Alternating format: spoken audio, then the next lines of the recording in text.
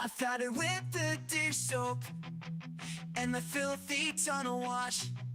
I need something safer, cause my car is super plush. Super concentrated, super easy. Simply throw a pot into a bucket, add water and wash. No guessing, no mess, no wasted product every time. It's boss, super concentrated. Car wash, make bucket washing fast and easy, and settle for no frauds. I've had it with the dish soap and the filthy tunnel wash. I need something safer, cause my car is super plush. Super concentrated, super easy. Simply throw a pot into a bucket, add water and wash. No guessing, no mess, no wasted product every time. It's boss, super concentrated. Car wash, make bucket washing fast and easy, and settle for no. Hey, we're live. All right. How's it going, everybody? Welcome to another edition of Griot's Garage YouTube Live. I'm Nick, I'm Sam. And I'm Stevie. and we're gonna have a fun one today. Yeah, I'm getting back to some basic car washing. Yeah, because I mean, like, the weather is truly turning. I think I've, washed more cars in the last 2 weekends than I had for months. Yeah, we've had some great weather. Definitely keeps your mind on keeping the vehicles clean, keeping the pollen off of them. Oh my gosh, so yeah, we've had a pollen attack. I think, I finally feel allergy free, and like my head is in the same place as it physically is in my skull. So Yeah. that feels nice. But yeah, today we're gonna cover basic washing. So it's not complicated, but it's one of the things you do a ton. Yeah, we get a lot of questions about it, so we figured go back to basic car wash, and we're gonna walk through kind of all the different types of car washing. Yeah. All using water. We're not gonna cover waterless or rinseless today, since it's not really that time of year anymore. It's You're not out in the seasonally driveway, correct, out in the but- sun, having fun. Yeah, we've done that for winter folks, and if you are still constrained by an HOA or condo and apartment, we have a ton of stuff on our YouTube channel, so make sure to check that out. But today we are going to use water. We're Yep. definitely conceptualizing a nice spring day. You got the time, and don't want to mess it up, right? It's car show season. We're getting started. We're doing it all. Yeah, we've got a little something for everybody, whether you're washing with a traditional hose and bucket or using foam cannon, foam gun, foaming sprayer. We've got all the options out to show you today. Yeah, so we've already got some great questions. We did have pre-submitted questions, so we are going to maybe break the trend and address those first. Yep. Put some priority on those because we've seen some griping in the comments. And to be fair, hey, that is fair. Right? Yeah, we get so yeah. many dang questions that when we ask them, ask you for them, you're part of hundreds that get there. So we're going to give some priority to those that pre-submit and give some stuff away. We are going to be giving away our car wash pods. Yeah, super concentrated car wash pods for the giveaway. Awesome way to get your car washed. If you haven't tried them yet, it's a good opportunity to win some. Yeah, we've got some fun stories that, like, how I've recently used them. I've used them in all those recent car washes that just made me go, oh man, I like that. That's easy. Yeah, super easy. So, it is show season. Right now, our events team is on its way to North Carolina and Florida. So we're splitting it up. But the Florida show is the West Palm Beach, Barrett-Jackson. So we will be present there. If you're in that area, you're looking to buy a car, or you just want to come get a 10% discount, not pay shipping, hey, we'll be there to sell you some stuff. Yeah, Barrett-Jackson, fun event. Now we've got Good Guys, 9th Griot's Garage North Carolina Nationals, April 19th through 21st at the North Carolina State Fairgrounds in Raleigh. So that's a big Good Guys show. I think one of the bigger ones on the East Coast. So definitely great time to get out there. April 19th through the 21st, coming up this weekend. Yeah, we've been there since day one, and I love that show. I love Raleigh. And now, we're the title sponsor, and we get a big crew rolling out there. So, Yep. all fun. Go see the guys at the big rig. And then because, you know, it is, I mean, we got a lot of shows. Yeah. It's a little different vibe than December. It's show season. Yeah. Bimmer Life Mix. There's a caffeine and gasoline at on April 20th at the BMW CCA headquarters in Greer, South Carolina. We've been the exclusive car care provider for the BMW Car Club of America for 10 years and been fans and participants and club members for even longer. But so we're supporting them at their headquarters, which is a really cool spot. It's not a BMW factory, but it's still a pretty cool facility and a good show. Yeah, they put on great shows. Yeah, like younger, edgier Radwood vibe without the outfits, maybe. That's a good segue. The next show is Radwood Austin, April 27th at Circuit of the Americas in Austin, Texas. Radwood shows are great. Nick's got his Radwood Pacific Northwest shirt on. And yeah, can't really beat them. So if you're down there near Austin, whether you have a vintage 80s, 90s vehicle or not, those are really fun shows to go out to. Kids love them. You know, everybody dressed up, got a lot of bright colors and really cool cars that you don't see every day. That are really becoming in vogue. So they were ahead of the curve, but like everybody wants 80s and 90s cars now. Yep. That's all I want. Yeah, I know. Same here. Yeah. All right, and then we are going to be in Indianapolis for anybody that is on the other side of this output that is in the Indy area that goes and buys product from Michelle in our lobby there. It is the 20th anniversary of our manufacturing and distribution plants, which is incredible. Yeah, I mean, that's awesome. It's crazy to think that it's been 20 years since we built that building, and you know, we're constantly tinkering with it when we added the lab a few years ago. Yep. But 20 years in Indy. So we'll be there in early May, or mid-May, excuse me, the 18th. And that's a great sale and fun thing to be able to do. So yeah, that's going to be a big one. I'll be there. You won't miss me. Those are fun shows. Usually, you know, chance to get some great deals on products at the Indy Caffeine. Yeah, it's not moving very far from the end of the production line out the door, so we're generally pretty aggressive there. Okay, well, I think what should we do? We've got a code. Don't forget to use code PODS for the free car wash pods on orders over 25. That's code PODS, P-O-D-S. Yeah, that's a pretty easy one, and that sale is active right now. So if we inspire you to buy them, or we inspire you to buy something else and you spend 25 bucks, you're gonna get some pods, which I think is part of the whole point. Like, if you never thought you needed pods, wait till you try them. Yeah, and that's what's pretty fun about it. So pretty awesome. We're giving it away. Pretty low barrier to entry there. So, and also, if it's your first time here, thank you. We hope that you learned something from us. I know this is kind of like our business end before we do demos and answer questions, but we really want to hear from you if it's your first time, so raise your hand. Be sure to participate by asking questions, submitting comments. Remember that if we don't get to you today, we do the No Questions Left Behind, where we address questions specifically. We kind of go through them in a rapid fire manner. That usually is published on our YouTube channel on Friday. So be sure to subscribe to the channel. That'll tell our bosses, bean counters et al. For all the free stuff that we give away. Helps keep us on here. That people are watching, that we're doing our job, that you're learning something. And then you can also follow us on Instagram and Facebook, TikTok Lite, maybe lightly. Like, give us a thumbs up. Yeah, if you're hit the dabbling in there. bell. But yeah, we appreciate it, and we do this for you guys. It's definitely a Herculean effort. We've got a team behind the camera that makes us look good and makes our job easy, so we can just interact with you guys and answer your questions. Yeah, so let's get right to it.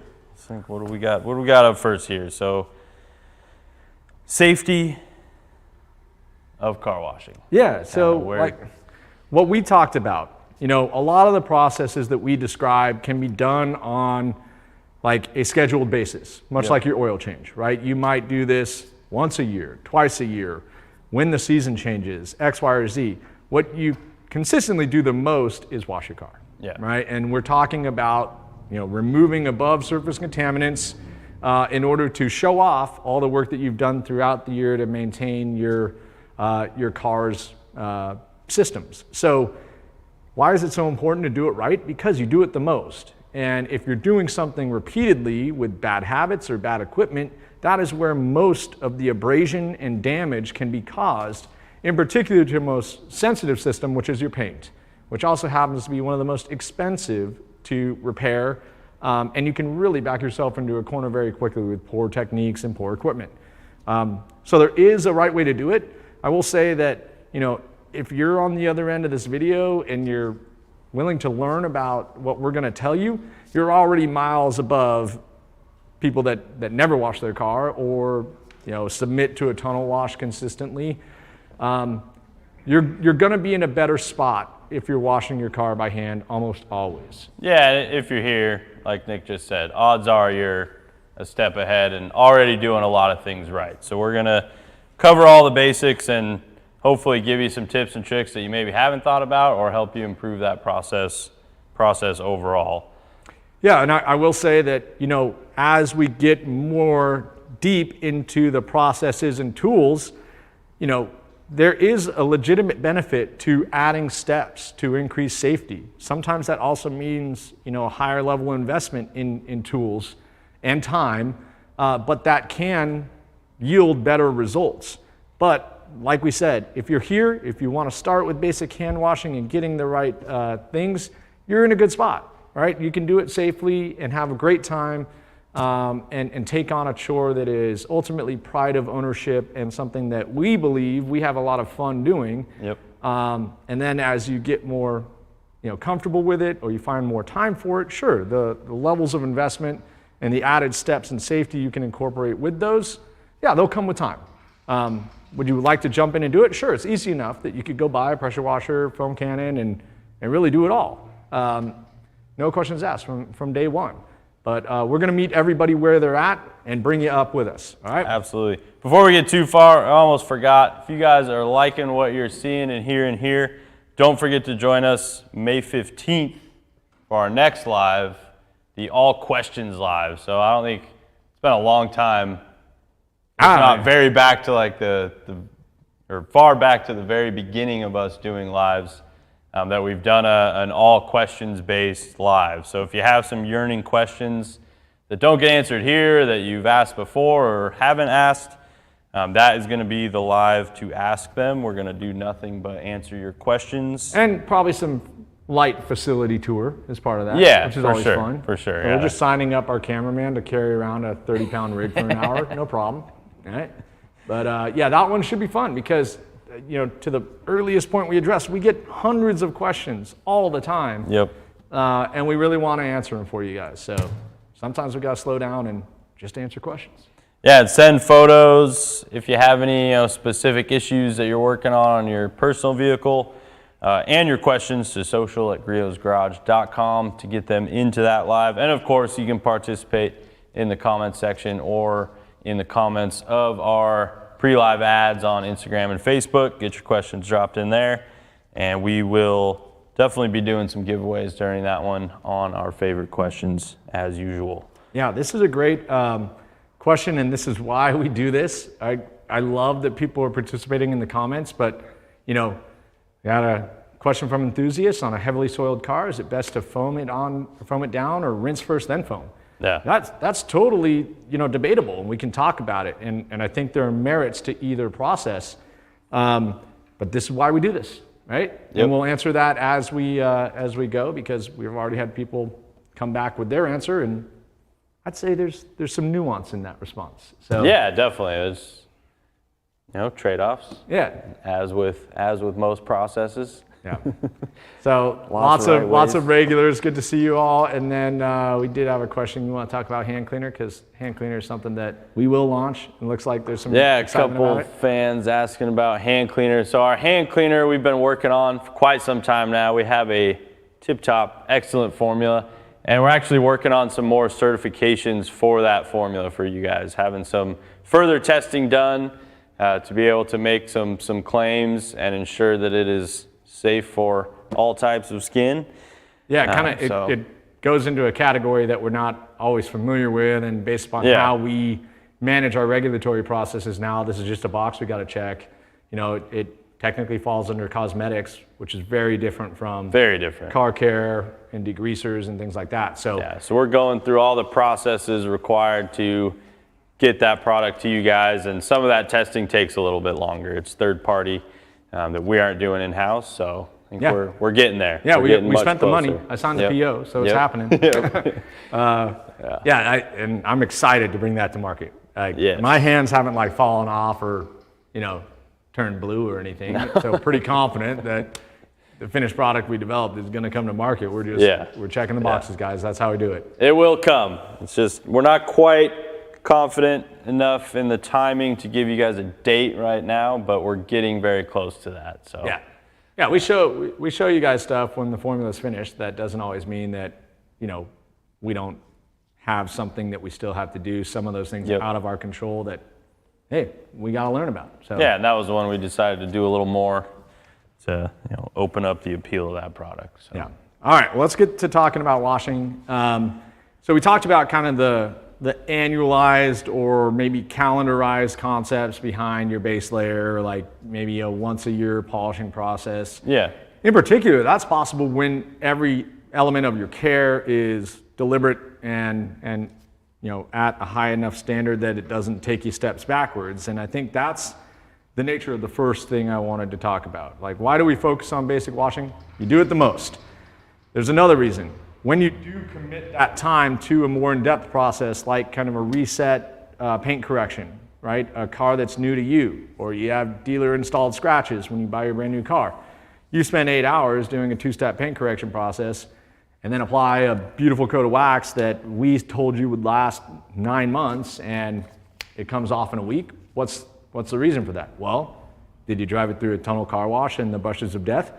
Probably a bad idea if you invest 8 hours of your time in doing that. Yeah. Or, one of my young store staff anecdotes was I had a guy come into our store when we were in Fife and who was very upset about the quality of our Best of Show liquid wax. Yep. Like one of our oldest products that has been around for a while, has a lot of awards to his name. And he was furious because he waxed his car, he washed it a week later, and there was no indication that there was wax left. My question, as a smug son of founder, 18-year-old in the retail store, was, what soap are you washing your car with? Yeah. Dawn dish soap, right? So, shoot, he spent all this time hand waxing his car, and then he just used the wrong soap, and it stripped it all off. Dawn can strip, oil off of the back of a seagull, okay? It's probably doing some damage to your paint system and your wax job you just applied. So that's why these elements that we can coach to will help you have a better time every time. Yeah. Yeah, so the first thing you really want to do is, gather all your materials and prep everything prior to, filling your bucket or spraying anything on the car so that you're ready to go. You don't have product sitting on the vehicle drying while you're running back and forth to your garage trying to get prepared for your wash. So set everything out. I think of it a lot like doing any maintenance process on your vehicle. You want all your tools and supplies laid out, organized, so that you can be quick and efficient as you work your way through. In particular, as the weather's getting hotter and you might be fighting the elements, that time really will have an effect. And we did a live last year about hot weather washing and kind of coached through, oh man, this is panic level heat.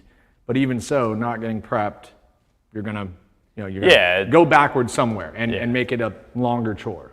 Yeah, if you're in a hurry and you're not getting everything out, odds are you're going to be, letting water dry, letting soap dry, things like that while you're running back and forth searching for all your supplies. So get everything out, get organized, and decide what type of process are you using. Do you have the time or the supplies, the equipment to do a full, foaming wash where you're doing a pre-soak and then a mitting or a contact wash? Is all you have is a bucket and some car wash soap and some mitts. You're doing a basic bucket wash. What type of setup do you have and what are you going to be doing? Get that all laid out. What's your end goal? I know Nick mentioned like doing a full prep wash where you're getting ready for a more intensive detail, or are you just doing basic maintenance wash? I think most of what we're talking about today is attributed to a basic maintenance wash, something that you're doing on a regular basis to keep the vehicle clean, not necessarily prepping for a larger detail job or a more intensive wash. Or concours, anything like that. This is your Sunday wash that you want to go out and have the very best time and not do anything wrong. right? Yeah. To make your next Sunday frustrating or make your Monday frustrating. The only thing that's frustrating about washing your car on Sunday is the pollen wash on Monday or the rain clouds that This arrive time of as soon year. as the car is dry and clean. So those are elements we can't control, and we're committed to the routine. So I think the other thing to your point, Sam, is what equipment do you have? And I want to just reiterate that I can wash a car 20 different ways. Yep. Right? I can do it waterless. I can do it rinseless. I can do it full foaming. I can do it rinse first, foam, whatever. There's all these different methodologies, and ultimately, if you're out washing your car, enjoying it, we want to be part of that process. We definitely don't want to tell you something wrong, but we're here to kind of reassure that, hey, you're in the right spot, and even the base level, lowest equipment, lowest level of investment is a better way to do it than tunnel washing, right? Or not doing it at all. And I think that this will add value to your car over time. And then, of course, there's knock-on elements of protection, different surfaces. What do I do? Right now, we're talking a majority exterior surface wash that is routine, right? That you're doing frequently. Yeah, so your routine maintenance wash. And a great thing to do while you're getting everything out and ready is to, of course, fill up your bucket. If you're using the car wash pods, it's a great time to throw your pods in and allow them to dissolve. So I think we'll do just that, and I'll let you talk through a couple of these other processes. So for one bucket, you're just going to use one pod. We're going to throw it in, fill up our bucket with about 4 gallons of water. I'm going to do a little under 4. We'll let the pod dissolve in there, and then we'll top it off and create some suds. Yeah, we kind of created the expectation that about 3 minutes to dissolve in a bucket. The hotter the water, the faster it will dissolve, but if you're outside on a sunny day, using hot water may not be ideal versus, hey, when it's wintertime and hot water is awesome. I kind of mentioned the order of things relative to some of the discussion that was already taking place in the comments. Is there a right way? I think if you looked across the board with all of our competitive set and all the education that they do, some do more than others, but there's going to be differences in terms of approach. But we're already talking about a higher base level of approach because of the commitment to hand washing. Now it's just what are the little things you might be doing wrong. So for example, there's a discussion between enthusiast and another person I can't remember. Like, if the car is really heavy and I'm committed to a foaming process, should I rinse the car before I foam? Sure you can. One of the things about foaming that is so beneficial, though, is if the foam clings to the car, you want it to cling for as long as possible. That way you can potentially avoid touching the car and let some of those chemicals do the work. If you rinse the car first, are you going to remove some heavy soiling, or if it was caked on mud coming down? Sure, that might be a good step that I could use one time and not another time. What I am going to get if I rinse before I foam is that foam is going to slip off the car a little faster. Yep. What does that mean? That means maybe you're not getting the maximum effect of the chemical. Maybe you're going to re-foam it again, so you might be consuming more chemical. So there's nuance to the approach that I don't think it makes anybody wrong or right, but we will coach to the highest and best use of our products. And ultimately, you choose what's right for you when you go out there, knowing that so long as all these other bases are covered, you're probably going to be okay, right? If you're not asleep at the wheel, had too many road sodas, whatever it is, you're probably going to do a good job. Yeah, and if you guys have watched before, we do foam on dry a lot. Like Nick said, gives the foam a chance to do its work, better clean, and you're breaking down all that contaminant before your first rinse so that you have as effective of a first rinse as possible, especially if you're using a pressure washer. And then you foam the vehicle again before you start to mid it. Yeah, so again, it's a debate about consumption rate and chemical effectiveness, not so much that you can really approach it whichever way you want. And if you're doing that level of steps, you're caring for your car, right? Yeah, 100%. But that is different from, say, a hose and bucket methodology where we're mixing up a car wash soap and we're going to use mitts and we're intending to touch and abrade the vehicle. Yep. In that case, where I'm not using foam as part of my process, I am going to do a high pressure rinse because that is going to be the first and only way that I lubricate the surface. Yeah. Without foam. And get all the crud off. You can see on the Bronco behind us, well, maybe you can't see from that angle, but there in the center, it's got your average amount of crud kicked up off the front tires, pine needles, loose dirt, debris, everything in between, road film. So that grit and heavy debris in the dirt and pine needles is what you're going to pick up and carry around and potentially scratch the paint with. So that's what you want to get off with your pre-rinse in a standard hose and bucket wash. Yeah, and that's really, again, part of the process. So we're talking hose and bucket contact washing versus foaming in the order of which you would introduce water and why you might rinse first before foaming or the opposite. And then, there are also a ton of basic rules, right? So when we look at this car, where is the vast majority of the dirt and grime coming from? It's coming from the road surface. It's getting kicked up from your tires. So we're looking at an accumulation of dirt that comes from the bottom up. Yep. So if I am to avoid dragging material around the car and introducing damage to different areas as opposed to containing it to one and avoiding it all, if at all possible, all the time, is we're washing top to bottom, right? And that is the opposite of what we coach with some of our foaming. But we're starting with what is perceivably the cleanest part of the car and working our way around. And we have other elements and other methods that come into that safety, but that's just a consistent rule of thumb when we're talking about hose and bucket contact washing. Yep. Right? So high pressure rinse first and top to bottom. And then we need to back ourselves up because there's one thing we do before either. Yeah, we haven't talked about wheels and tires. Yeah, so one of the other things when you're doing an approach like this, traditional hose and bucket, which again, I think least amount of equipment can be done really fast with the right tools and chemicals, safe. Yeah. Right? And really, no matter what process you're using, whether it be foaming or traditional hose and bucket, cleaning your wheels and tires first is typically the best time to do it because that prevents you from potentially either leaving water on the car to dry afterwards as you're cleaning the wheels and tires before you dry the vehicle, or drying the vehicle and then cleaning your wheels and tires and getting, water on the adjacent panels, potentially, dirty soap solution and whatnot on the adjacent panels, then having to rinse and dry again. So doing it at the beginning is really the way to go.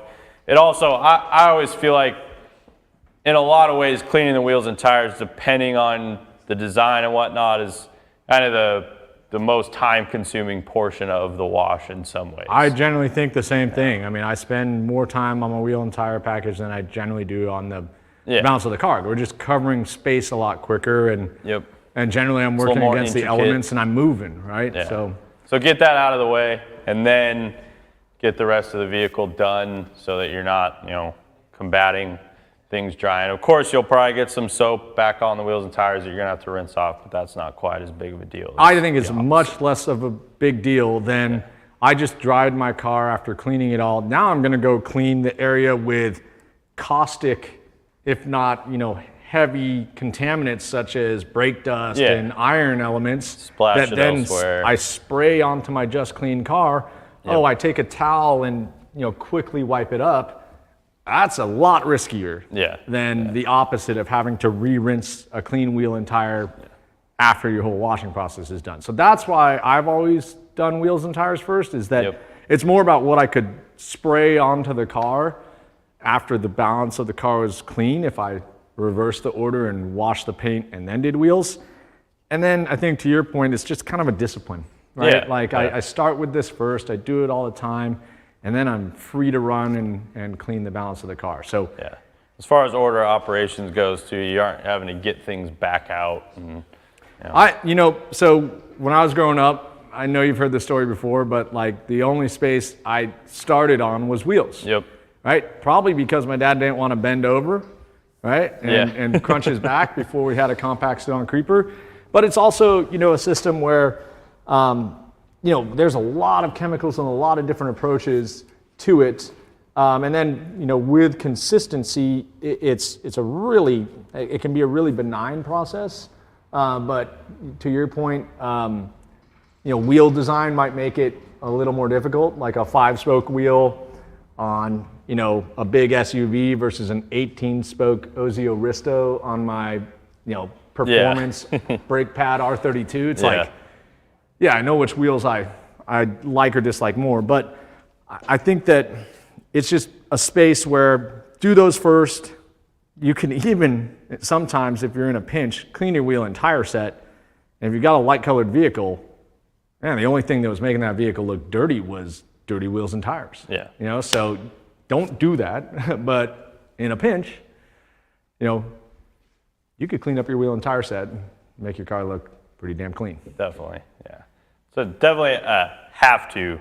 You never want to skip that step, clean the rest. And No, I think a really important point too, if you're not being thorough with your wheels, is that, you know, you get old wheels and you start to see kind of scarring from buildup of poorly cleaned wheels, whether it be, you know, just degrading clear coat with embedded brake dust that now begins to rust, and all of a sudden it like creates a, you know, a crack in the dam, and all of a sudden your clear coat fails on one of your spokes. So I think it's more critical to clean your wheels just because of the heat cycles, the nature of brake pads, driving on dirty highways, and it all happens down here. Yeah, yeah. So we'll go ahead and show you guys a couple different processes of how to clean wheels. One is going to be two-step, a little more traditional, using a tire cleaner and a wheel cleaner. It's our traditional wheel cleaner and our foaming tire cleaner. Both awesome products. I typically will foam the tire first.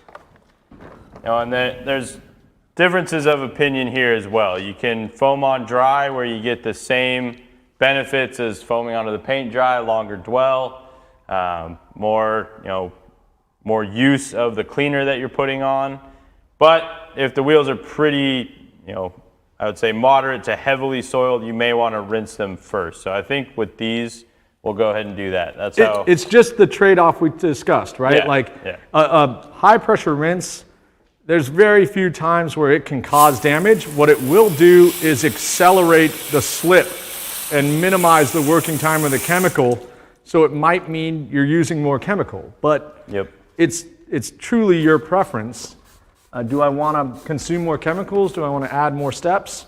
You know, what am I trying to get? I almost never rinse the tires, because the tire cleaning stuff it's so much more effective when it has time to work. And you can't really scratch your tires. Yeah, but I can tell you I've seen many high pressure rinses on a wheel surface where it blows off a lot of brake dust that it's probably great that it's just gone. Yep, right? I mean, there's definitely some running down the drain right now. Yeah. And these wheels are pretty dirty, so I think it's worth giving them a pre-rinse. So I think while you've done that, one of the things we like about our wheel and tire tools is that you get visual cues to the effectiveness of the chemical as it begins to work. Yep. And you did pre-rinse that. I'm going to do the opposite back here and not rinse this tire. And I'm going to use a combo wheel and tire cleaner, a 3-in-1 wheel tire mat cleaner, which if you have not used this to clean rubber floor mats, you're missing out big time.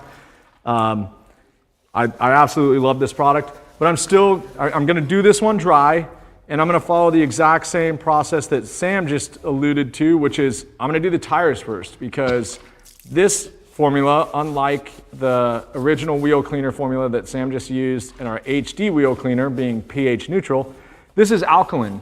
And it's going to really brown up and cut the tires, so I want to let that work as long as possible.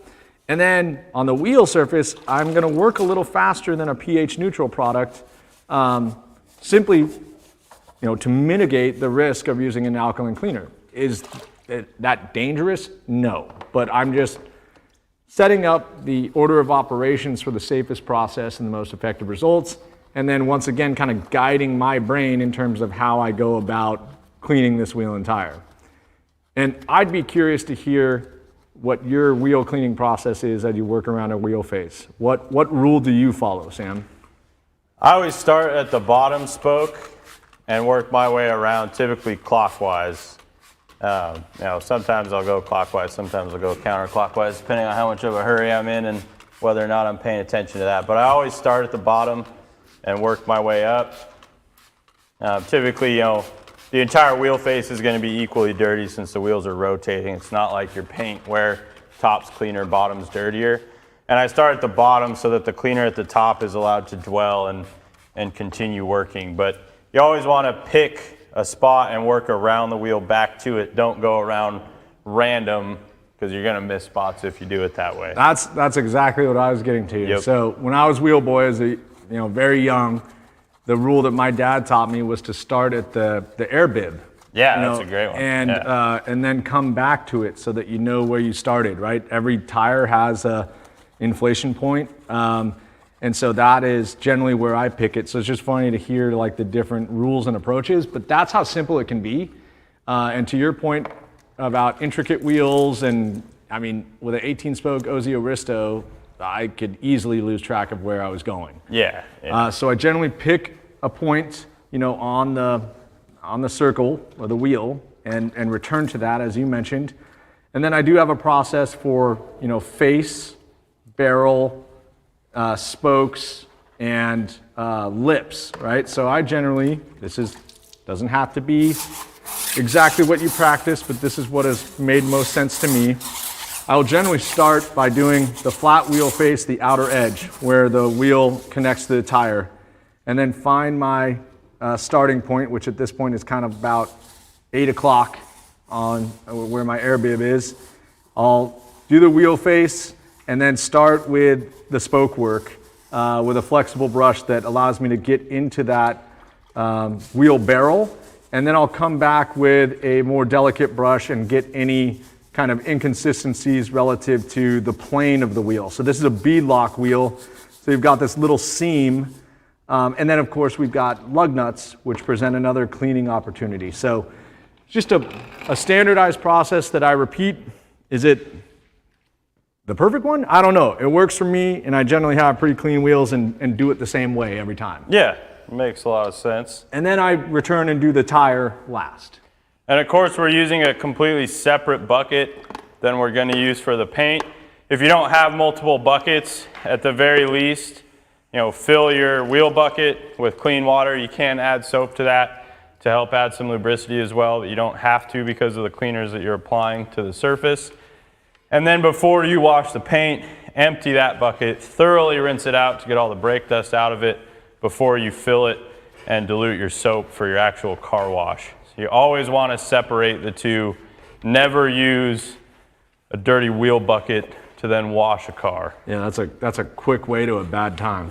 Yeah, you're gonna get that, nasty, gritty brake dust and grind it into your paint, causing all kinds of swirl marks. That's like a South Park, you're gonna have a bad time moment.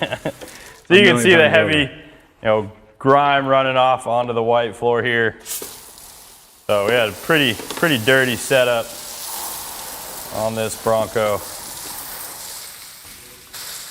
It's been in storage for a while. This is not mine. All right, it's the big man's Bronco. Yep. He asked for a wash, so we were like, oh, that's convenient. Perfect. Yeah.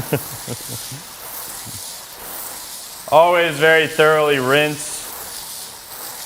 The products I'm using over here, pretty safe if you accidentally leave a little bit on the surface, but rinse the surface fully to get all that cleaner off. And then, of course, you're going to get it wet again when you wash the balance of the vehicle, so there's no need to dry at this stage. Neil White's asking, how would you recommend cleaning the wheel wells prior to applying a dressing such as undercarriage dressing? Yeah, that's a great question. So wheel wells, if you want to clean them during this step, it's typically the time to do it. I like foaming my wheel wells as well. So normally I'll wait to do the wheel wells until I break out the foam cannon. I'll typically use foaming surface prep in there. If you're not using a foam cannon, you can, most wheel cleaners, wheel tire mat cleaner, basic wheel cleaner, are going to be totally fine to spray into your wheel well. Or you can use, say a product like Foaming Surface Prep Diluted 10-to-1 or some of our citrus all-purpose cleaner. Those are other great options for wheel wells. But you want to soak your wheel well with whatever cleaner you're choosing to use and allow it to dwell. And then normally you'll come in, I usually use a combination of these two. These are two of my favorite brushes for wheels, wheel wells, engine bays, our bendable wheel brush and our large microfiber wheel wand. These are both great options. The bendable brush allows you to get in around your suspension, coilovers, springs, shocks, whatever you have in there.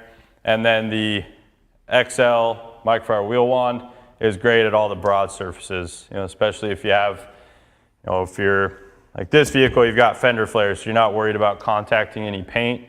But a lot of cars, more, some SUVs and trucks, the kind of underside of your wheel well lip or your wheel arch lip are painted. So this is a great way to, safely clean that type of a surface. Hey, this is awesome. We're getting some good, look, again, there's opinions. There's ways that you guys have done it that are successful for you. That's why I think we were kind of leaning on like, hey, we're not telling you it's one way. There's different scenarios, but if you're here with us, we're going to give you all the options. You can determine how much time you have, but if you're here, we're teaching you safe methods. But some people like to wash the car first and are very careful about washing the wheels second so that they don't contaminate the bucket because they've only got one bucket. Mm-hmm. Okay, great. That's how you've worked around what we coached to avoid, which is bringing that brake dust onto your paint system for sure. We also got a question about gloves. So gloves to me are never about our chemicals, right? It is about what is coming off the vehicle, what is coming off the wheels. I've said this many times, when I would detail professionally, I'd be detailing hammered cars, right? And sometimes 4 to 6 in a day if I was just doing basic washes when I was working at, a golf club with dirty golfers. You know who you are. But I would get brake dust that would settle in my skin. So it was never about, my hands are slimy or my skin is drying. It's just that I literally had black specks of brake dust that were embedded in my skin that was getting dried out from being wet constantly. So that's why I wear gloves. It's not to protect my soft hands, which I joke about a lot. It's because, or from our chemicals, it's primarily from what comes off the wheel. Yeah, brake dust is nasty stuff for sure. I know brake pads, back in the day used to even have things like asbestos in them. I think there's even some of that still out there. So like Nick said, protect your hands. Well, also asbestos is still like heat resistant, so there is a use case for it, but it's just, you don't want that in your hands. No, you don't want that soaking in your skin. And it also just, gloves are easy to throw off when you need to run back inside or answer your phone or something like that, then you don't have hands that are covered in who knows what and wet and soapy. It's just an easy cleanup process. And Enthusiast also states, watching me get down and clean was hurting his back. Yeah, we didn't have the creepers out here to help us out. That is why we have this little guy. Granted, again, I have 3 little kids. They ride me like I'm a rented mule, okay? So my back's getting a lot stronger. One day it will give out, but the compact sit-on creeper is pretty much like wheel cleaning in mind. So that is where I can sit with proper posture and keep my liquids and tools close by. So I love this tool, this creeper for that. But yeah, we're doing it live, okay, enthusiasts? So can't check every box. So now that we got the wheels clean, we'll keep chugging along here. Our pod has been dissolved for quite some time now since Which is why I love it, talking through this a lot. Yeah. Because now I don't have to go back to the shelf and get the jug of car wash and dump it in. And it's as easy as dropping a pod in there. You don't need to measure. We're guaranteed to have the right dilution, right concentration to preserve whatever protective element we have on the paint surface, so we're not wearing that down at all by using too much wash. If we're doing the glug-glug method, we're saving ourselves money in the long run. And I added about 3 gallons when we put this in to dissolve. So I'm just gonna hit the water to mix up some suds now. We're gonna add about 1 gallon. So I was telling you, 4.5 gallons in there. you know, one of the Plenty of suds. yeah, that's awesome. I mean, and that to me is the use case right there. And we will do a 2-bucket method. Sorry, Nick, just real quick. Explain this while I'm filling it. 1 bucket's gonna be just clean water. So we'll go ahead and fill that up now. So I was describing to you, you know, again, a lot of this is just we live this, we do this stuff in our spare time. We do it for work every day. But I was working at my workbench, was at the front of my garage, and I had filled up a bucket with water, and I went back to the workbench to get my wash tools and kind of get the rest of the stuff ready. I literally reached into the bag of pods, and I am terrible at basketball, okay? Like, it is the sport that my parents should have discouraged me to play. You know, I was one of those effort, hustle, defense players. Yeah, that's not a good basketball player. I turned around, and I absolutely drained a pod into, yes, this is a huge bucket, all right? And it's a tiny, it's like throwing a pebble into a pond. I was pretty damn proud of myself, and then I got all my stuff together. And by the time I was ready to mix it up, I just hit the bucket with a high pressure blast from my pressure washer. Done. Yep. That was an awesome experience. And, you know, I nailed that shot. So Caitlin Clark ain't got nothing on me. Real quick, before you guys get into washing, Tim Callahan asked, should I use bug tar and sap, let it sit, agitate, and then wash?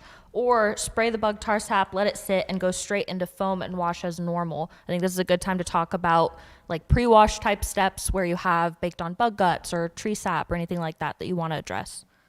That was a great one. Yeah, totally. Yeah. Bug and smudge remover, I love using it as a pre-wash. I think that's the best way to do it if you're gonna use it.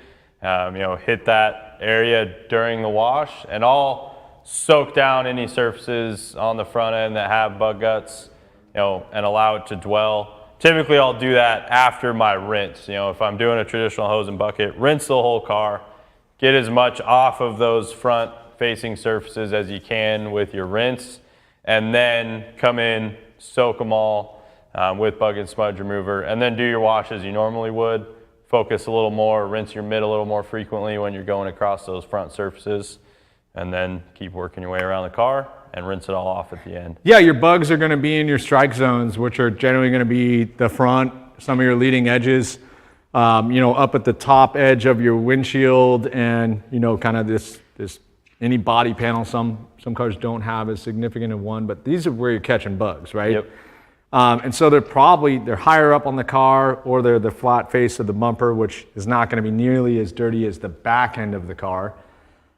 These aren't necessarily rules of thumb. You can observe them amongst different car designs, right? This is a very flat, square brick. So I know where bugs are going to hit. But I think the one thing with any pre-treatment, Stevie, to address your statement categorically is, when you are pre-treating, you're generally asking a more aggressive chemical to do some work for you, much like we've talked about foaming and wanting that chemical to do some work. You must be sensitive to the environment you're doing it in, right? So if it's the highest point in the sun and you're going and doing pre-treatment with a chemical like bug and smudge remover, your window is very narrow before that dries up. Yes. Right? And so when you introduce water like Sam suggested, are you diluting bug and smudge? Yeah, but you need to be considerate of your environment, and, you know, things that dry on the paint that are more aggressive in nature can, you know, do more harm than good in the form of, I just got to redo that, right? We're not talking about permanent scars, but that is possible too, right? In very extreme temperatures and conditions. So we've always coached waterless, rinseless, traditional hose and bucket, and foaming. What is the difference between all of them? It's the amount of water you're using. So if you add a little bit more water, you have a little bit more lubrication, you can help protect yourself from some of your chemicals drying out. And you're just going to have to weigh that on a case-by-case basis. Yep.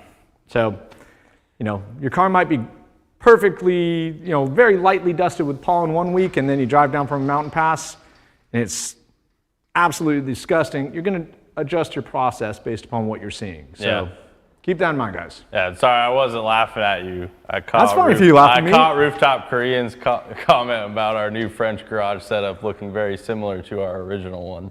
Oh, vive la France. He's watched the April Fool's Day. Je m'appelle Nicolas. This is my mom, Samuel. But yeah, another great point, Stevie, of pre-washes. Excuse me, still laughing about that comment. Is, your heavily soiled areas on the belt line down using a product like, let's see who mentioned APC, JD Marvin. Do you recommend using an APC before contact wash? So areas like belt line down, especially on a moderate to heavily soiled vehicle, definitely if it's heavily soiled, pre-soaking those areas with, say, our APC or foaming surface prep 10-to-1 is going to help break down all of that road film and heavy soiling. So that you get as much of that off as possible during your rinse. So normally I would pre-soak that on dry, let that APC or 10-to-1 foaming surface prep break all that crap down, and then come in, rinse it off so you get it all off before you're actually contacting the paint. Similar to like we've talked about, during a foaming system wash as well. So lots of good ways to go. I'm going to go ahead and pre-rinse this kind of belt line down area and get some water on the rest of what do you think? Should we do like front end with the bucket wash? I think that's great. Yeah, Okay. Well, it's a small Bronco, this 2-door, so we don't have a ton of space, but I'd say let's center it up right here because we've got all that heavy buildup there, and then we'll foam on either side of it just to show a difference.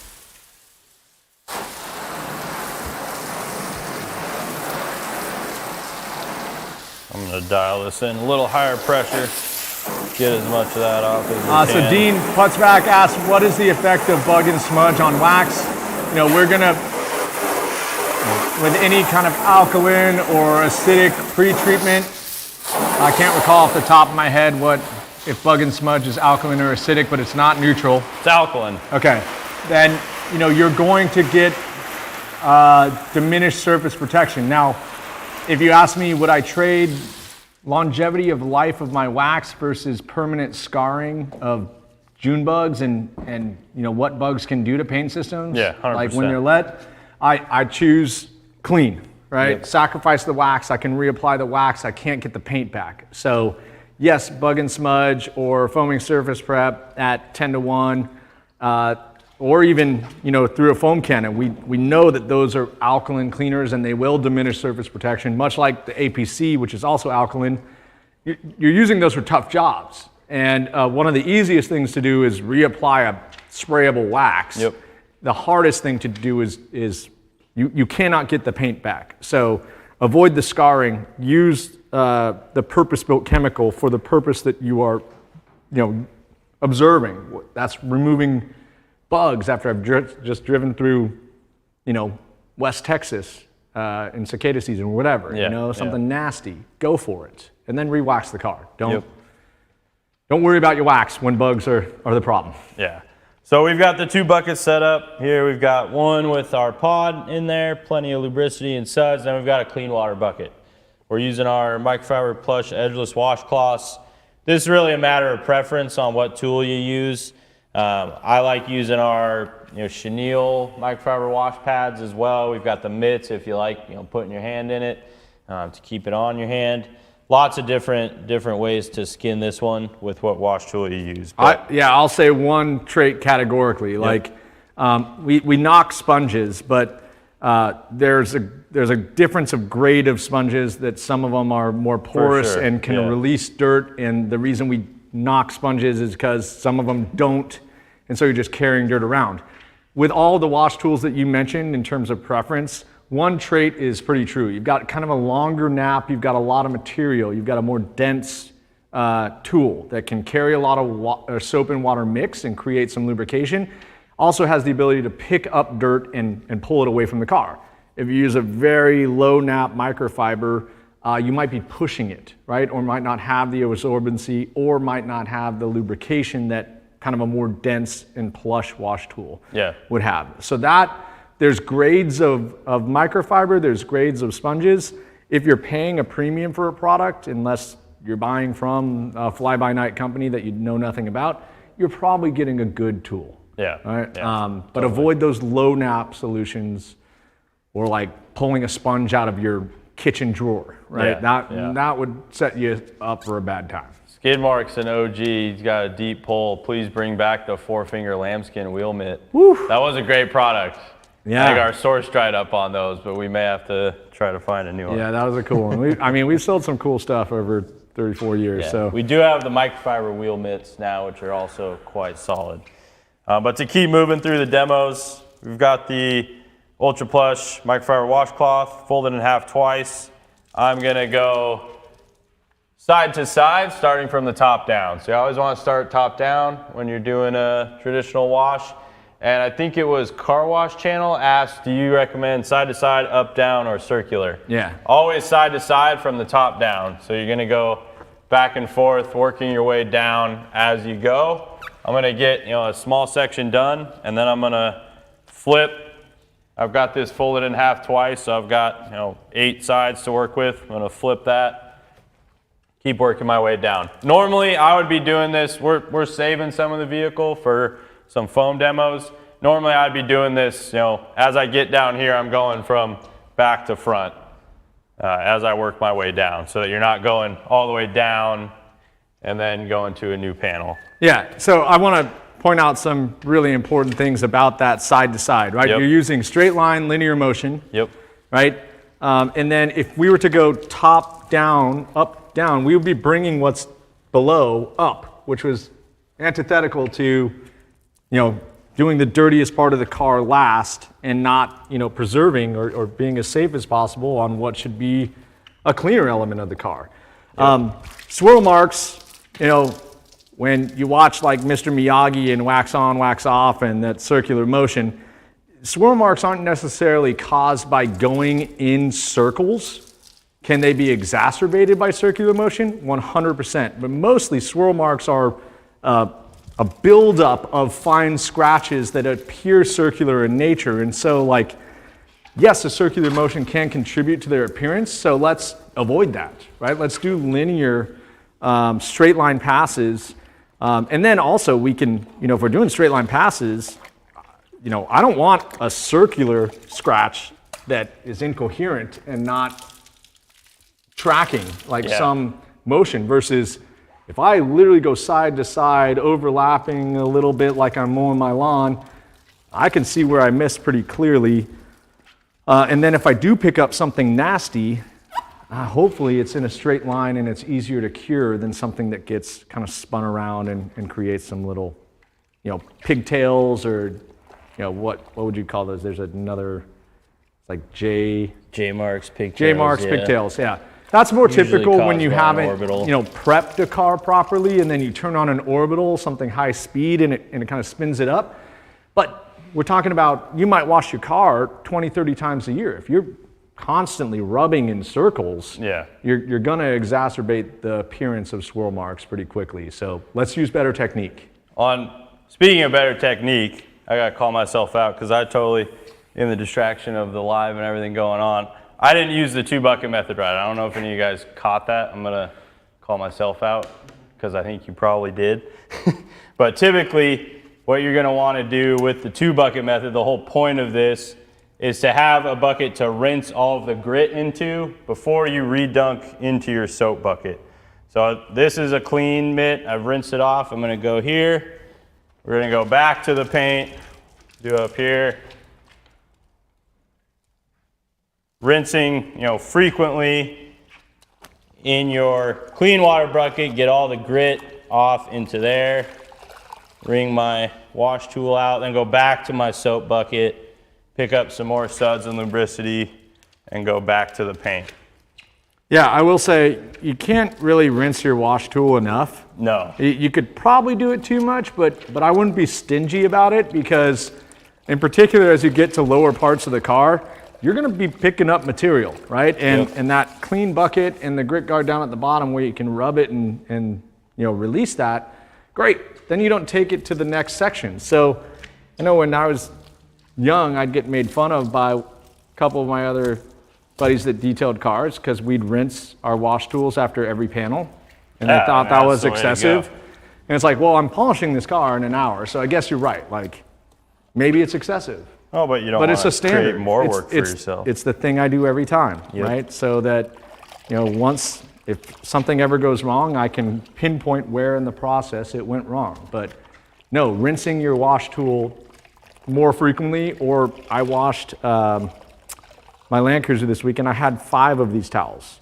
Yep. Having more wash tools is not a bad thing. Yeah, we've got 2 in here. Usually you want at least 2. One for above the belt, one for belt line down. Since we're working in smaller sections, we're doing it a little different. But the whole point of the 2-bucket method is to keep, ideally, the vast majority, if not all, of your dirt in the, your rinse water bucket, and then you have your soap water bucket where you're taking the, lubricity back to the paint, taking that, car wash solution back to the paint. Okay, we haven't given anything away. Remember, we do have the sale. Utilize the code PODS. Spend $25 with us. You'll get a free pack of pods. That's going to end, tomorrow or tonight. Excuse me. We're trying to get when this will post in the interwebs.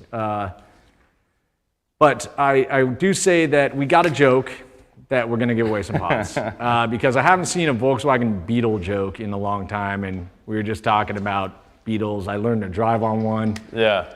Like messed up my grandpa's, field, drifting it around with no seatbelts. What do you call a gang who drives around in Volkswagen Beetles? Thug bugs. Nice. I don't know. It may not. I didn't really laugh, but I was happy to see it. Okay. Yeah. All right. So either way, Donnie Hinshaw for trying. I think you work in a warehouse too, but you could probably just go grab a bag. But thank you. We do like dad jokes. We always encourage those. We definitely have. Let's show some foaming stuff off, and I'll catch a couple other products. But really, guys, we had somebody do like a SNES. Up, down, back, forth, combo, Jay Maynard. But if we were to repeat that hand process like we did, we've talked about the merit of wheels and tires first, pre-treatment being sensitive to your environment and potentially sacrificing wax, to get the lesser of two evils essentially. Sam demonstrated kind of the linear motion, the top to bottom, and if we were to work our way around the car, we might start in different spots, but we're still starting at the top, right? Yep. So I usually, would do the roof after I do the hood because I care more about what the hood looks like than the roof. In particular, I've got a roof rack or I've got another tool to get out, like a 7-in-1 workbench that I stand on. Do the glass, kind of work your way in a circular motion around the car, not with your hand, going top to bottom. Usually I would do kind of rear bumper and rear below the belt area last, as I tend to find those are the dirtiest. Always the dirtiest. And finally, if you've got like retractable steps or why am I brain farting on this? What the heck are those things called? Steps, yeah. Oh, the like rock sliders. Power door steps. Power steps. I'll do those very, very last, right? After I've washed everything else. Yep. Generally plastic, not highly sensitive, painted stuff. So, we would continue to go around this car, minding top to bottom, rinsing frequently before we would approach drying it. Now we're gonna show you some foaming tools. We don't have a ton of time today. We moved it to Tuesday to accommodate our schedules, but we will have probably a more extensive, no questions left behind, where we'll probably keep this car and do some more washing. You guys have been great participants as always, and we're happy that the season has changed. Yeah. So we can talk about washing outside. Yes. For goodness sake. It's a good time of year. I want to do one more giveaway. I'll take some liberty. Dean was paying attention and called me on the 2-bucket. He's also asked a couple good questions. So Dean Pootsbach, sorry if I butchered that. Email us at social@griotsgarage.com for some free pods. Car wash channel, it seems like you might be new here. Great. Who started and owns Griot's Garage? I'm gonna rinse this real quick. Yeah, go for it. My dad, Richard Griot, started Griot's Garage in 1990.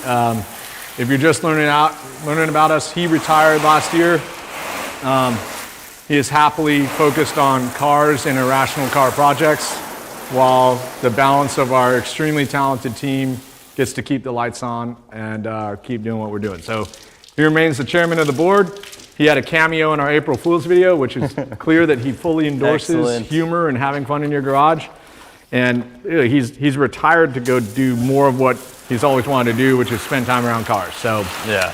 great thing to be able to offer. We have a great, extremely talented team that, you know, is going to keep this place running for many years. I'm happy to be a part of it. I love working with everybody in this room, which includes the 4 people behind the cameras. Real quick, sorry, I want to fine. clarify. Yeah, cut me off, Stevie. Come on. Sorry. Just interrupt. We misspoke. Winners, please email winners@griotsgarage.com. Oh yeah. We have to Well, break I'm our stuck own in my habit. old ways. Yeah, we got better processes now. That's an important thing. I think social will still get you to us, but winners, like Stevie said, Yeah, winners@griotsgarage.com. So Dean and who was the other? I think it was Donnie. I think Donnie Donnie is Henshaw. actually a Johnny employee of Henshaw, ours, so. yeah. All right. So now we're gonna do another demo with our foaming sprayer. I'm 1 pod short here. So another benefit of the pods, you can use them in foaming tools. We recommend 2 to a full foaming sprayer reservoir or foam cannon reservoir. Depending on the size of the car, like I'd probably use 1 1/2 of a reservoir if I were watching this whole thing, but we're gonna show you 2 today. So we'll drop those guys in there and let that sit for a few minutes to dissolve. Yeah, and again, this to me, like we generally say, like if you're in a pinch, you got 90 seconds to 2 minutes. But really, water temperature has some variability to how fast those dissolve. And quite frankly, as part of your initial prep, if you know that you're doing a foaming step, I'm putting water in my foam cannon, I'm dropping pods in. I'm not even using my foamer for probably 10, 15 minutes because I'm doing my wheels first. So Yeah, for sure. it really, if you're getting organized and doing it, the convenient thing is not getting out the measuring cup. Are we talking about changing your life? No, but it's convenient. It's a change and you're not wasting. I think that's great. In particular, if you're washing your car every weekend, you could exhaust a ½ gallon of car wash way too fast based upon improper measuring. So I love the pods. Like I said, I definitely had my, drain it, Kobe. Yeah. I had my Kobe moment. Caitlin Clark, whatever, she's a little more relevant. She just got drafted to the WNBA. But yeah, I've had fun with them. So really, the pods, what we have got there is that flexible kind of wash concept. So we can use them in foaming tools. We can use them in hose and bucket. We have a multitude of different car wash soaps that all have different utility and application. In my mind, when you get a purpose-built product, like this is just a snow foam, it's gonna limit its other utility, but it's gonna give you the best foam. With the pods and like our Brilliant Finish car wash, just the pink liquid, God, it's got a lot of utility. It won't be the best foaming soap. It won't be, the best non-foaming traditional bucket soap. It's got a lot of utility. That being said, I still think it's high quality, but if you are asking for only foam, I want to foam, you should look at our Boss foaming liquids or our Brilliant Finish snow foam. But the pod can do a lot of jobs, so that's great. Yeah, and while we're letting that dwell for a little bit longer, we'll show you the foam cannon. So this is our Brilliant Finish foam cannon with Brilliant Finish snow foam inside. I believe that's 2 ounces.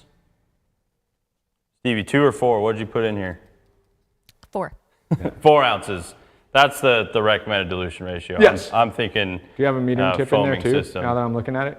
Sorry, I was distracted giggling at Neil's jokes. No, it There's does not. No metering tip. Yeah. So you do not want to use a metering tip with that pre-diluted solution. So Brilliant Finish snow foam, 4 ounces to a full reservoir. Brilliant Finish snow foam is designed specifically for foaming tools like the Brilliant Finish foam cannon and Brilliant Finish foaming sprayer. So I'll show you this on the back and then we'll demo the foaming sprayer right afterwards so you can see the difference. This is going to be a much richer foam because it's more pressurized, more agitated with the pressure washer setup. So this is hooked up to our pressure washer.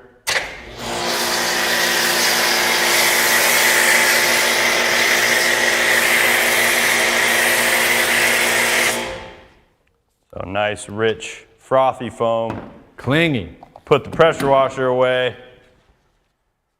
Take off our finest water hose nozzle. I think Neil pointed out this is the first time we've ever used the finest nozzle on a live. Yeah. Which I think it was. I love that thing. I mean, those things have crazy stories. Like if you wanted to talk about Griot's Garage product stories, like got one shipped back that like fell out of some guy's like truck and was dragged for 20 miles and got to the job site, still worked. It looked like all the anodized parts had come off of it, but it's like, hey, this thing's great. So this has been sitting. You can see it's starting to turn pinkish in there, so we know it's dissolved. Give it a good thorough shake, and then we'll go ahead and hit it. Garden hose, no pressure washer. So this one's a little more attainable if you don't want to spend the money on a pressure washer or don't already have one. Not going to give you quite that rich, thick foam though. So still some good foam coming out of there. Still some good foam.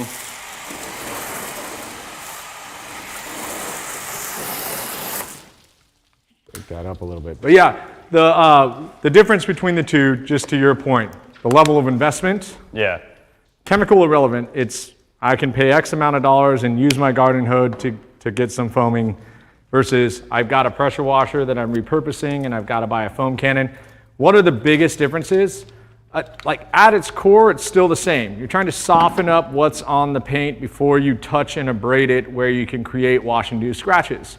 Does a foam that hangs around for 5 to 10 minutes use some gravity to pull some of that off and definitely lower what is on the surface a little more than a foaming sprayer, which is generally a more watery mix? Yep. Yeah, there's a difference there. You also are $400 away in terms of your investment in experience, or $300, right? There's a difference there. But are you going to add some fun to your washing process and some safety by using a foaming sprayer and maybe not get Instagram-worthy foam? Yeah. But we're simply showing that the philosophy remains the same. You're trying to soften up what's on the vehicle surface before you touch it so as to reduce the potential damage that you do every time you wash your car, which is the most consistent thing you do. And so repeating bad habits will lead to bad results. Yep. Yeah, so a little difference in dwell. I'm gonna go ahead and rinse this, and then we'll mitt this back half after the pre-rinse, pre-soak. I'm getting all mixed up. We'll rinse from the bottom up as we normally would with foam.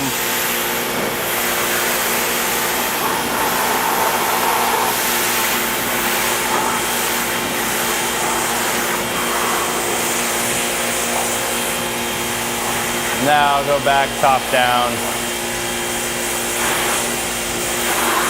And the reason we rinse from the bottom up is to allow the foam to dwell as long as possible. So I bottom up, then back top down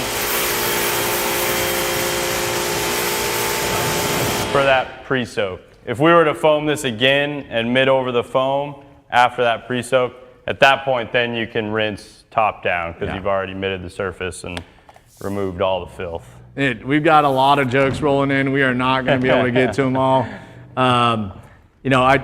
Rooftop Korean, you crack me up every single time. Yeah. Don't let these dad jokes in the chat distract you from the fact that Hector is going to be running 3 Honda Civics with spoon engines. Oh man, you just went right to our millennial hearts with a Fast and Furious reference. Thank you guys so much. So one thing too, I want to point out, we have talked about foaming in the past as the potential to do touchless washing. It is not ever really guaranteed that you can get a touchless wash. No. However, we have done plenty of tests to observe the level of soiling after a foaming step versus rinse, then foam. Again, I think the difference when we come out of it is like the best method is to foam on dry, do a high pressure rinse before you begin your contact methodology. Do I have moments where my well-maintained Bronco that has a ton of ceramic protection on it, I can get away with a foam on, rinse off, touchless wash? Yeah, but it's like if I'm washing every week and staying very consistent. However, the amount of soiling that we see after a foaming step in terms of like road grime, it's going to be lighter, which means there's a lower potential for your abrasion or touching to cause damage. That's the goal. Like we all want that. We want a safer approach. But at the same time, we started with traditional hose and bucket contact method, saying if you're here, if you have good stuff, you practice the process the right way, you're having fun washing your car, you're going to do it safer than driving through a tunnel wash, and that's great. But yeah, we kind of illuminated the differences between the two types of foaming and investment level there. And I think that ultimately one thing that I want to cover before we sign off, because we are up against the clock and we will have a very, very busy No Questions Left Behind, yes. No doubt. And thank you guys so much for your participation. But once the car is substantially clean and it's still wet, you have some opportunities. If you've got a base layer of protection, this is a great time to utilize something like a booster or a drying aid. There's two purposes for that. One, even if you're using a pH neutral wash and as good a process as possible, that mechanical abrasion is going to diminish surface protection. So as you dry, you have the opportunity to reapply some of that. Serve your base coat, whether it's carnauba, polymer, or ceramic. And then there's an added benefit of something like a drying aid for adding some lubrication to your drying process, which we talked a lot about the cleaning part. Yep. The drying part is another big step where some damage can occur. And so adding some lubrication, which could be as simple as spritzing speed shine on a panel before you dry it. Or if this were ceramic coated, we could do ceramic speed shine. We could do ceramic 3-in-1 as a rinse or drying aid. One of the benefits of the ceramic products, you can drive water off the paint. So you lower the amount of water on there, makes your drying job easier. Ultimately, I think a drying aid, correct me if I'm wrong, is really about lubricating during that drying process so as to avoid damage during the drying process. Yeah, and adding protection in the same step. If you can get it all, great. But yeah. Another thing too, if I'm doing a really big car and I've missed a spot, I'm going to definitely want a little bit of a quick detailing product on the paint so I can clean it up without as much consequences. Yeah, exactly. Another great benefit. So I really like doing a drying aid with ceramic treated cars, like a base layer ceramic all-in-one, ceramic liquid wax, or ceramic 3-in-1. I might do ceramic speed shine. I might even use ceramic wash and coat as a secondary step before I dry the car. So you've got a ton of options. Ultimately, getting to this step is important. Do it safely. But drying is another point where you have to dry the car. Or you can use things like, compressed air or a leaf blower to get water off the car as well. Yeah. So, and someone asked, so don't mitt over the foam. That was kind of a quick demo that I did back here. We didn't talk much about it, but normally our best practice is foam on, allow to dwell, rinse off, bottom up. That way you've removed all of the abrasive grit that's going to leave wash and do scratches. If you want to mitt over the foam, that's how I like doing it. I typically will spray another layer of foam on, mitt over that, still rinsing my wash tool in a bucket as I go, and then rinse from the top down. You could also do it as we did. You did that pre-soak with the foam, rinse that off, got all your abrasive grit off, and then wash with your soap diluted in the bucket so that you're not causing wash and do scratches. This is what I absolutely love about you guys. By the time you got that answer out, Rich Smith had already answered it in the chat. Oh yeah. It's great. You guys have listened to us, love it. Or you've learned elsewhere and refined with us. It's just great to see that participation in that community. Rachel saying, I'm losing a lot of words today. Yeah, okay, I've had some brain farts, all right? He missed the last one. So I've done a lot of these. I'm Give rusty. him I'm a out break. of practice. Yes, but I like this joke too. Neil White, where the heck do you get all these dad jokes? It's the, what kind of car does a sheep drive? A Lamborghini? Yeah. I don't know. That's good. He's got his joke book out. Yeah, you've been coming here for a while, Neil. I don't know how many trophies you have from winning at these places, but Yeah. yeah. I like Too the one funny. from Extreme Details. Why do people who live in Greece hate waking up at dawn? Because dawn is tough on Greece. It's a good one. That's Yeah. a good one. Don't forget our next live, May 15th at 4 p.m. Pacific Standard Time, where we'll be answering all of your questions. Heavy question live, so that's all we're going to do. I don't think we're doing any demoing. Just a quick facility tour, and then all of your questions. Yeah, So- and again, I think just given that we always try and do a blend of live demonstrations, which you guys want to see, we want to show you results, and answering your questions and getting things that are important to you, like getting a direct response from us. So be sure to tune in or subscribe to the channel for No Questions Left Behind, which we will definitely answer a lot of the questions we didn't get to today. Man, it's good weather.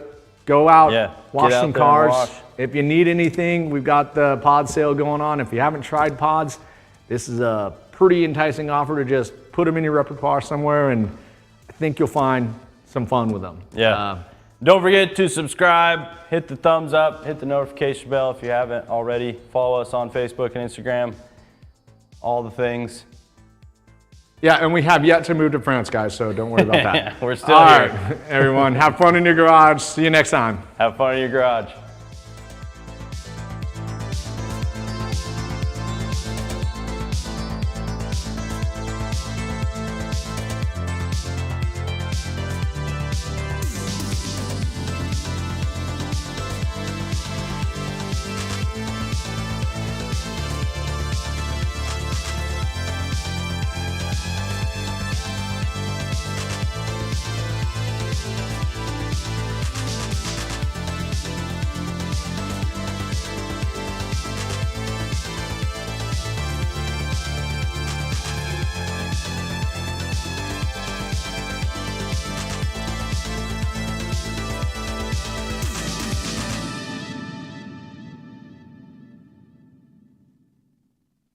I've had it with the dish soap and the filthy tunnel wash.